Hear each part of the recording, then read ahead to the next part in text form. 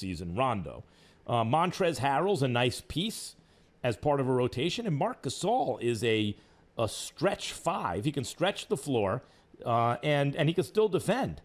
How did they make all this work from a contract standpoint? It seems like they have more money to spend than everyone else. How do they do this? Well, they had guys that sacrificed. Wes Matthews came in at the $3.6 million biannual exception. Montrezl Harrell was at the $9.3 million mid-level, so they had those two exceptions there. Schroeder was in a trade, of course, and then Mark came in at the veteran minimum exception, which is at $2.6 million. So that's the beauty of when you have a championship team, that veterans are willing to kind of sacrifice financially to come try to win a championship here. And I liked all the moves. I'm not as sold on Gasol as a lot of people. I just looked at him last year. Mm-hmm.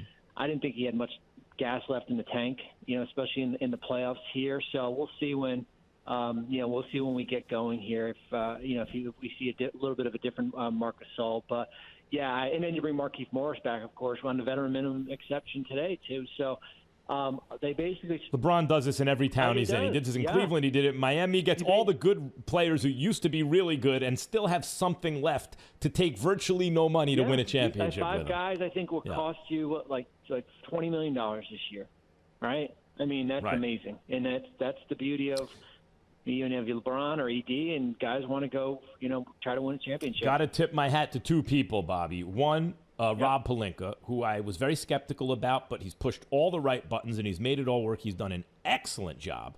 And it's great being wrong about stuff. You learn something, Makes you better, doesn't it? It makes I love you better. it. Yeah, it does. It does. No, I was wrong about Pelinka. I thought, oh, come on, what's he doing? He knew better than I did. That's one. And two, Jeannie Buss. Jeannie Buss inherits the franchise from her father, who's by so much the greatest owner in the history of American team sports. It's embarrassing. He's lapping the field a couple times. And his dying wish essentially is, I want this team, this family business, to keep my family together. And he therefore puts Jeannie in charge of business and Jim in charge of basketball.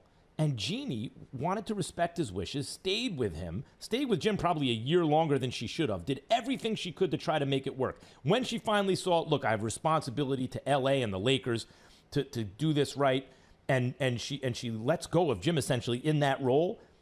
Since that moment, in other words, when the handcuffs came off Jeannie Buss, and talk about handcuffs to have on you, you're being a good daughter and family member, right, to your late great father. But as soon as she took the handcuffs off, 3 years later, they're working on a repeat, Bobby.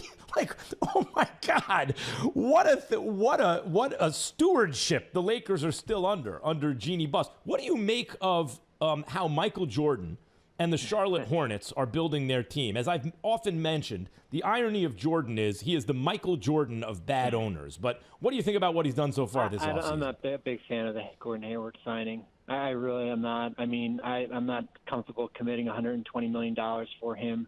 Maybe I would be comfortable in 1 year at a pretty good number, but I just get concerned on that back end of that contract, years 2, 3, and 4, and I just think it's an overpay, and they're paying for what the Gordon Hayward of the past, and maybe not even the Boston past, maybe more of the Charlotte past. I mean, the Utah past, where he was really good. And I get it. I know, and I've been in rebuilds, and you get to a point, Max, where you just want to wave the white flag and do something as an overpay and go from a 30-win team to a 40-win team and compete for an 8 seed here. And I think that's kind of where Charlotte is doing that. It's kind of it's not a Mitch Kupchak type move, because Mitch has been up front and basically said, hey, we're not going to spend our cap space. We're going to focus on Devontae Graham and P.J. Washington, Miles Bridges, guys like that. We're going to draft and just kind of build it. LaMelo Ball. LaMelo, we're going to build it organically, and then all of a sudden you come in with 4 for $120 for Gordon Hayward. You know what I think it is, Bobby?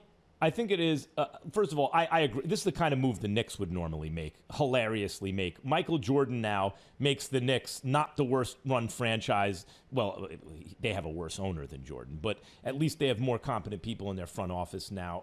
I'm less of a fan of Mitch Kupchak now than I used to be, based on the last, let's say, 10 or 12 years. But It's like the Catfish Hunter signing for the Yankees in the 70s. They wanted to get to respectable, so they overpay for an old guy who helped them get to respectable, knowing the back end of the deal wouldn't be good. Of course, there's a cap in the NBA, which makes it different. But one thing I liked about Gordon Hayward on Boston is his passing was excellent in the starting lineup.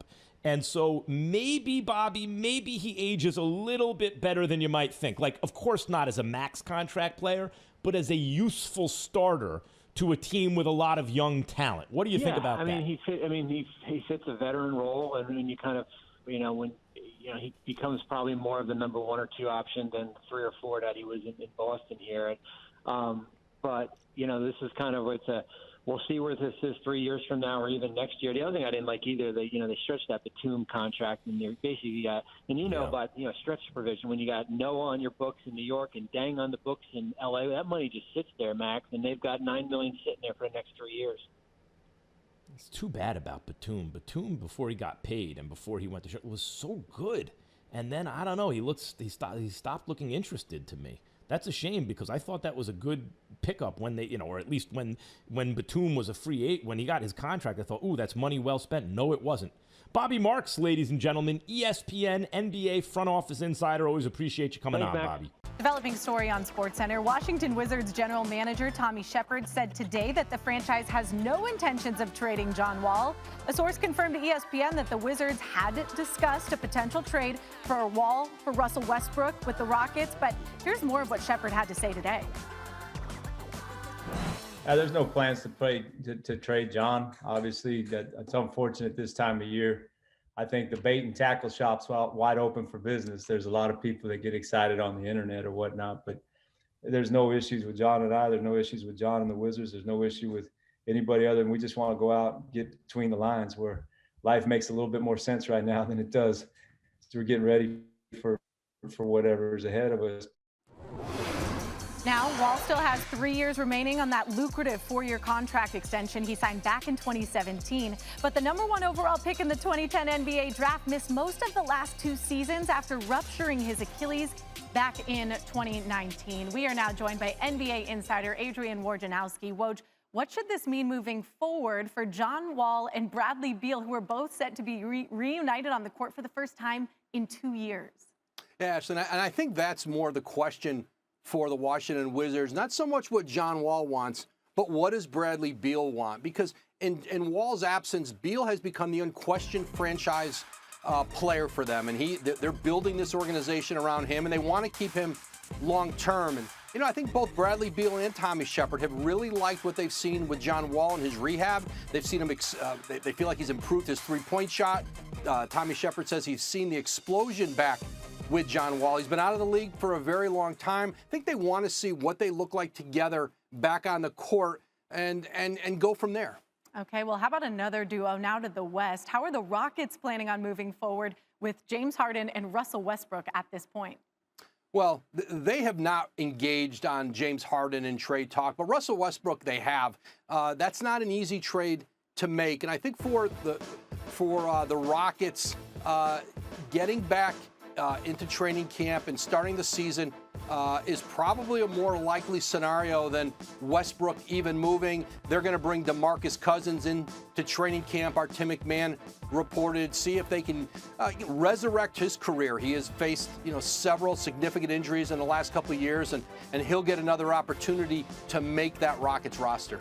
All right, well, it was a crazy weekend in free agency, but now I want to know what potential significant moves could still be looming this week with NBA training camps opening in just over a week. Well, Tuesday is an interesting day to watch. Bogdan Bogdanović's offer sheet with the Atlanta Hawks. The Kings have to make a decision. Are they going to match the offer sheet for the restricted free agent and keep him?